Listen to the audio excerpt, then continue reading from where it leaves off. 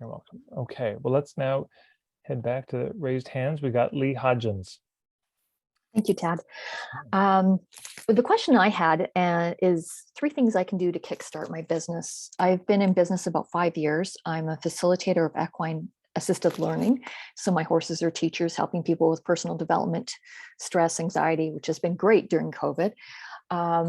And I've gone back to school in the last year, and I'm a Chopra instructor of Ayurveda, meditation, and just finishing off my well-being coaching because it goes nicely with the horse work. So I've been kind of quiet on social media. I'll post educational type stuff and pictures and stuff because people always want to see pictures of horses. So 3 things I can do to kickstart my business and bring more attention, because what I found is a lot of the stuff I do is educational. And word of mouth is probably the biggest way I get clients, unless it's in a workshop or something.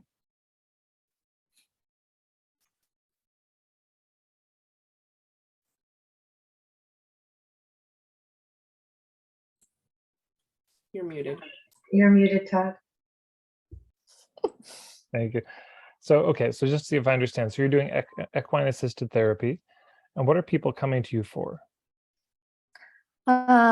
Personal development, like some of them have stress, anxiety, relationship issues, communication issues. They want to develop leadership skills. But what I found over the last few years is most people are tired, they're exhausted, they're not happy. And so that's why I went back to school to get these other things like meditation, Ayurveda, well-being coaching to sort of round it out, because the horses are great because not everybody, people feel trust when they're talked to a horse about things. They have the open communication, especially I found a lot of men prefer that than actually going to talk therapy. Not that I'm a therapist per se, but they can sort of unleash stuff that they haven't dealt with before. And grieving is probably one of the biggest things. Mm-hmm. So is that an area you're wanting to focus on, grief in particular?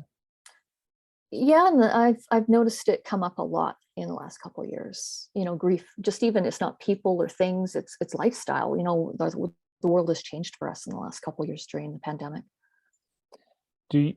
How would you feel if 80% of your clients were coming to you for grief-related issues?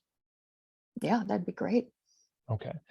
So let's just, part of it is I think there's some more work to do in clarifying what issues you'd most want to help people with, or whether you just want to really focus on the equine thing.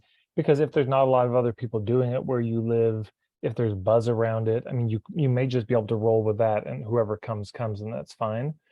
But I would probably do the puttering prep work on the niche, but let's just roll with the grief thing. So, so getting people in, let's just, do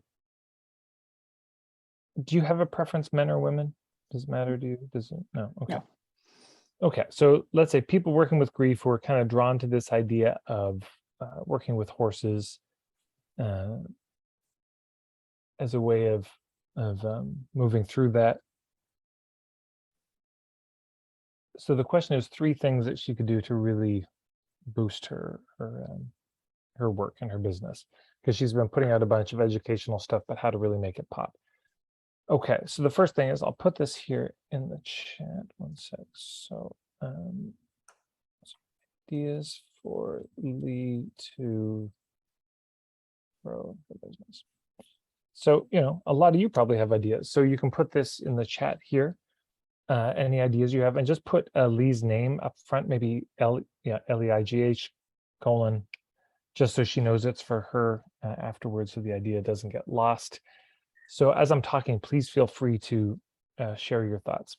I'll just riff, because I mean, this would take, if we talked for an hour, I'd probably get enough of a sense to give you more targeted things, but here's some broad ideas. The very first thing would be you send out the friends and family email. For most of us as businesses, if we haven't really launched or relaunched in a while, you just make a list of all your friends, family, colleagues, who would submit to an email from you, say, hey, I'm really relaunching, or I'm changing in this way, or I'm putting out this new thing, and I wanted you all to know about it. And please tell everyone you know, and here's how you can do it and make it easy for them. Here's a Facebook post you can go tag people in. Here's a meme you can share, that kind of stuff. So we make it really easy for them, but we reach out to the people who are our fans, our best clients too, from the past, and we just ask for their help. And so this is where we want to be very strategic about it. So for example, you might host a party, you could host a gathering, an event, and that's what you're emailing everyone about is, hey, I'm doing this thing, please bring everyone to this event. And because that'll be the launch event. So that could be a party, that could be a workshop, that could be a day on a farm, anything like this. And then you get up at that event and you talk about stuff, and you can make an offer there to the people, who've arrived. And you do that. Second thing is really be mapping out the hubs. So let's just say so people working with grief. Well, people working with grief, where else do they go? Where else are they spending their time and their money and their attention? And the other thing that can be very helpful with this is if we know a bit about the psychographics, who we're talking about.